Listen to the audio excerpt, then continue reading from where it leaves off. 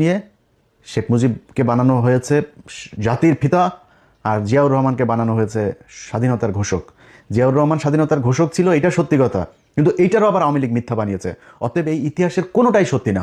সত্যি যে ইতিহাস সেটা যদি নাকি করতে চাইতো তাহলে 55 বছরে করা সম্ভব ছিল। প্রতি বছর একটা মন্ত্রণালয় করা হয়, বালযুদ্ধ মন্ত্রণালয়।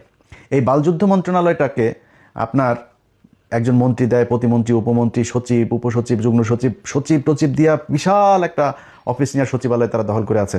সেই মুক্তিযোদ্ধা মন্ত্রণালয় 55 বছরে আজ পর্যন্ত আমাদেরকে বলতে পারে নাই কতজন মানুষ মারা গিয়েছিল, কতজন মুক্তিযোদ্ধা, কারা আসল মুক্তিযোদ্ধা, কারা আসল রাজাকার, কিচ্ছু না। এটা একটা ব্যবসা। এই ব্যবসা করে বিএনপি আসলে বিএনপি খায়, আওয়ামী লীগ আসলে সব চাইতে ব্যবসা করে খায়। এই ব্যবসা করার জন্যই এই মুক্তিযোদ্ধাটাকে আমাদের সামনে এইভাবে দাঁড় করে রাখা হয়েছে। এটার কারণ কি?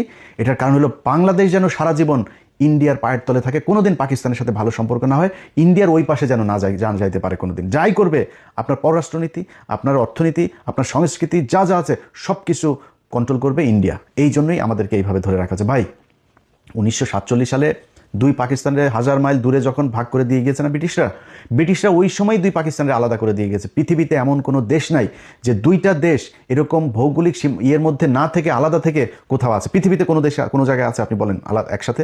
কেউ নাই। তো বাংলাদেশ আর পাকিস্তান কেমনে থাকবে? টুডে টুমোরো তারা আলাদা হইতই, এটা একদম বাস্তবতা। এর বাইরে আমরা কখনোই যাইতে পারতাম না। এক সময় বাংলাদেশ স্বাধীন হয়ে গেছে 1968 সালে, যখন শেখ মুজিব জায়া রয়ের সাথে আগরতলায় গিয়ে বৈঠক করেছে। পাকিস্তানিরা দয়া করে ওরে মাফ করে দিয়েছে। ওরে তো ওই সময় ঝুলাই দেওয়া দরকার ছিল। ওরে